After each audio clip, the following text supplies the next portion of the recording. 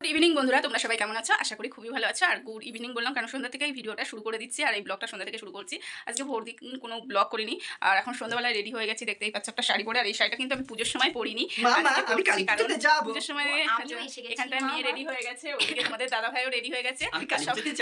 সবাই মিলে এখন পুজোয় যাব একটা দাদার বাড়ি, তো সেখানে গিয়ে বাকিটা আমার বাবার চ্যানেলের ইউটিউবে সবাই দেখেছো। চলে গেছো তাতে কি নতুন একটা পেয়েছি তোমার থেকে আরো সুন্দরী। তো বন্ধুরা, চুল বাঁধা হয়ে গেছে, আর এবারে একটু চোখে কাজল লাগাচ্ছি। আর আমি তো সেরকম একটা সাজতে ভালোবাসি না, সেটা তোমরা সবাই জানো, তবুও সাজিয়ে এখন মেয়ের পাল্লায় পড়ে তো এবার সেজে গুজে নিচ্ছি, চোখে কাজল দিচ্ছি, তারপরে কিন্তু কানের টানের পরবো। চুল বাঁধা হয়ে গিয়েছে, তো তারপরে কিন্তু আমরা যাব কালী পুজো বাড়ি। তো আমাদের একটা দাদা ভাইয়ের বাড়ি, তো একদম কিন্তু পুরো আমি সিম্পল সেজে নিয়েছি, বেশি সাজিনি। আর আমাদের বাড়ির থেকে দাদাদের বাড়ি বেশি দূর না, 5-10 মিনিট, তো ওই জন্যে তো আমি একটা কাঁধে কিন্তু নিয়ে নিয়েছি সোয়েটার। আর এদিকে আমি, আমার মেয়ে সবাই মিলে আমার শ্বশুরমশাই যাবে না, উনি কোথাও যেতে চায় না, তো সবাই মিলে কিন্তু কালী পুজোয় যাব। তারপরে ওখানে গিয়ে কেমন মজা করব, কি কি হচ্ছে খাওয়া দাওয়া করবো, সেগুলো কাদের সাথে পরিচয় করাবো, সব কিছু ওখানে গিয়ে কিন্তু কথা হবে। আর আজকে কিন্তু ভোর দিন কোনো ব্লগ দিইনি, আর এখন আমি ডেলি ব্লগ দিতে পারছি না কারণ আমার শরীরটা খারাপ আছে। আর তাতে বড় কথা, ডেলি ব্লগ করতে পারছি না, মেয়ের সামনে পরীক্ষা এসে গিয়েছে, একটু চাপ আছে ওই জন্যে। তো চলো, সাজগোজ কমপ্লিট। তো এবার বাড়ি থেকে বেরোবো, আর ঠান্ডা পড়ে গেছে, প্রচণ্ড ঠান্ডা, বাইরে বেরোনোর মতো নেই। তো এদিকে আমি একটা চাদর গায়ে দিয়ে ব্যাস আমি সিঁড়ি দিয়ে নামলাম, তারপরে কিন্তু চলে আসলাম কালী পুজো বাড়ি। তো ফার্স্ট কিন্তু মায়ের দর্শন করলাম। আর তোমাদেরকে বলছিলাম না, কালী পুজো বাড়ি গিয়েই দেখাবো। তো এই দাদাভাইয়ের বাড়ি কালী পুজো, তো এটা হচ্ছে আমাদের একটা দাদাভাই হয়, তো এই দাদাভাইটা আমাদের দোকানে অবশ্য থাকে, আমাদের ওই জন্যে পরিচিত। তো আমার শাশুড়ি মাও এসছে আমাদের সাথে। তো এই দেখো বন্ধুরা, বেশ সুন্দর করে মায়ের সব পুজোর আয়োজন গাছান হচ্ছে। আর এখানটা কিন্তু পুজো আরম্ভ হয়ে গিয়েছিল, মানে পুজো ঠাকুর আনার পরে কিছু নিয়ম কাজ থাকে পুজোর জন্য, তো সেগুলো করা শুরু হয়ে গেছিলো।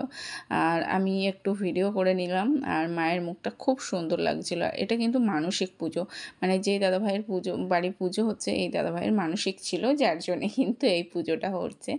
আর আমার খুব একটা এদিক ওদিক যেতে খুব একটা ভালো লাগে না, খুব কম বেরোই আমি। আর অনুষ্ঠান বাড়ি যেহেতু আমার খাওয়া বারণ আছে বলে ওই জন্য আমি একদম যেতে চাই না। তো দাদাভাই অনেকবার বলে গেছিলো, আর দিদিভাইও নেমন্তন্ন করে গেছিলো। আর মায়ের পুজো তো অহংকার করতে নেই, ওই জন্যে গেলাম। গিয়ে তো প্রচুর আনন্দ হয়েছে। আর তার মধ্যে কি বলবো বন্ধুরা, ঠান্ডা লেগেছে, মানে যেই বাইরের একটু ঠান্ডা লেগেছে সেই কাশি শুরু হয়েছে। তারপরে আমি একটু হাই হ্যালো করে দিলাম, আর খুব ভালো লাগছিল, মানে আনন্দ হচ্ছিল। তো আমার সাথে সাথে মানে তোমাদেরকেও ঘুরে দেখাচ্ছি। আর এই শীতকালে না পুজো টুজো হলে বেশ ভালো লাগে, বিয়ে হলেও ভালো লাগে, কিন্তু আমার বাইরে বেরোতে ইচ্ছা হয় না। তারপরে কিন্তু এই যে দিদিভাইয়ের সাথে পরিচয় করিয়ে দিচ্ছি, এই যে দিদিভাই মানে ওই দাদাভাইয়ের ওয়াইফ হচ্ছে, আর ওই যে শাশুড়ি মা বসে রয়েছে, আর এই যে দাদাভাই, আর ওই যে পেছনে উনি হচ্ছে দাদাভাইয়ের মাসিমা, মানে এই দিদিভাইয়ের মাসি শাশুড়ি। আর দিদিভাইয়ের শাশুড়িকেও একই দেখতে। তো দাদাভাই দেখো একদম পুরো না খেয়ে দিয়ে রয়েছে, তো মুখটুক শুকিয়ে রয়েছে। আর দাদাভাইয়ের ছেলে রয়েছে, তো দাদাভাইয়ের জাটা সব, মানে পরিবার খুবই বড়। তো সবার সাথে পুজো মানে অনুযায়ী সবার সাথে কিন্তু পরিচয় করিয়ে দিতে পারে, কারণ কাজে ব্যস্ত রয়েছে, সবাই যাচ্ছে, যার জন্য সবার সঙ্গে ঠিক মতন পরিচয় করাতে পারলাম না। তারপরে ওই যে পেছনে একটা দিদিভাই রয়েছে, ওই দিদিভাইটা আমাদের ভিডিও দেখে, তো আমাদের ওই জন্যে বললো যে তোমাদের ভিডিও দেখি, আর আমারও একটা ইউটিউব চ্যানেল আছে ছোটোখাটো, তো ওই জন্যে দিদিভাইটা ওদের সাথে একটু কথা টথা বললো। তো আমি বললাম এসো আমাদের কাছে এসে ভিডিও করে, বলছে দূরে আছি, মানে জায়গাটা এত শর্ট জায়গায় দাঁড়িয়েছিলাম ওই জন্যে। তারপরে এই যে আমাদের দোকানে, মানে আমাদের দোকানের সামনে একটা কাকুর দোকান আছে, সেই কাকুকেও দেখিয়ে দিল, মানে সব চেনা পরিচিত মানুষ রয়েছে। তারপরে এই বাচ্চাটা দেখো, বাচ্চাটাকে আমার খুব ভালো লাগে, তো ওই জন্যে বাচ্চা ভালোবাসে না এমন কোনো মানুষ নেই। তো তোমাদের দাদাভাই হচ্ছে একটু কোলে নিল, নিয়ে একটু আদর করলাম। তো তারপরে কিন্তু সবাই খেতে বসবো বলে বসে রয়েছি, আর আমি একদম পুরো কী বলবো ঠাম্মাদের মতন হয়ে গেছি, বয়স্ক ঠাম্মাদের মতন, মানে গিয়েছি একদম সেরকম ঘোরাঘুরি করিনি, চাদর গায়ে দিয়ে চুপচাপ বসে রয়েছি। আর আমার শাশুড়ি মা বলছিল যে এবার কাশি শুরু হয়েছে, ভোর রাত কাশি শুরু হবে, ঠান্ডা লেগে যাচ্ছে, মাথায় হচ্ছে চাদরটা দাও। তার সাথে সাথে তোমাদের দাদাভাই যেখানে যাবে প্রচণ্ড ইয়ার্কি মারবে, মানে পাতা দিয়েছে, বলছে তুমি এত তাড়াতাড়ি খেয়ে নিলে, পাতাটা তাহলে বাড়ি নিয়ে যাবা, কালকে আর হচ্ছে কি থালা এঁটো করতে হবে না, পাতায় করে খেয়ে নেবা। আর এদিকে কিন্তু সবাইকে মানে খিচুড়ি দেওয়ার শুরু হয়ে গেছে, সবাইকে এখানটায় খেতে দিচ্ছে, আর প্রচুর লোকজন বসেছে, তো পাতে দিয়ে দিয়েছে খিচুড়ি। আর আমি খিচুড়ি খুব একটা পছন্দ করি না, ওই একবারই নিয়েছিলাম, আর যা দিয়েছিল খুব একটা বেশি নেয়নি। আর সাথে ছিল সব রকম সবজি দিয়ে হচ্ছে, আর সয়াবিন ছিল। তো যাই হোক, মায়ের প্রসাদ। তো নামে নামে একটু খেলাম, ভাবলাম যে বাড়ি এসে ভাত খাবো, কারণ খিচুড়ি খেয়ে আমার হবে না, গ্যাস হয়ে যাবে, বাড়ি গিয়ে ভাত না খেলে হবে না। তো ওই জন্যে, আর তোমাদের দাদাভাই তো খিচুড়ি প্রচুর ভালোবাসে, আমার মেয়েও তাই ভীষণ ভীষণ খিচুড়ি ভালোবাসে। তো দাদাভাইয়ের সামর্থ্য অনুযায়ী যেমন পেরেছে তেমনভাবে পুজোটা কমপ্লিট করলো। আর যেমন মানে খুব বেশি লোকজন বলতে পারিনি, আরও ইচ্ছা ছিল। আর দাদাভাইয়ের মা হচ্ছে অসুস্থ, ওনার হচ্ছে ক্যান্সার হয়েছে, জানি না উনি কতদিন বাঁচবে কি বাঁচবে না, ওই জন্যে দাদাভাই বলছে কি মা বেঁচে থাকতে থাকতে পুজোটা কমপ্লিট করে নিই, ওই জন্যেই কিন্তু পুজোটা দিল।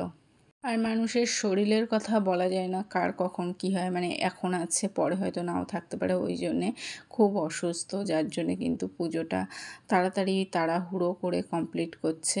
তো ওই জন্যেই কিন্তু, আর আমরা এই যে চলে এসেছি, আর এই যে দেখতে পাচ্ছ দাদাভাইয়ের মা বসে রয়েছে চাদর গায়ে দিয়ে, এনার কিন্তু খুব অসুস্থ, ইনি খুব অসুস্থ, তবুও এই শরীরে কিন্তু ওনাকে দেখলে মানে বোঝা যায় না ওনার ক্যান্সার হয়েছে, তবুও উনি অনেক অনেক মানে কি বলবো সুস্থভাবে চলার চেষ্টা করেন, কিন্তু প্রচুর কষ্ট হয়। আমরা যাই হোক কম বেশি দেখি, যখন যাই চোখের সামনে থেকে ভীষণ খারাপ লাগে, কিন্তু কিছু করার নেই।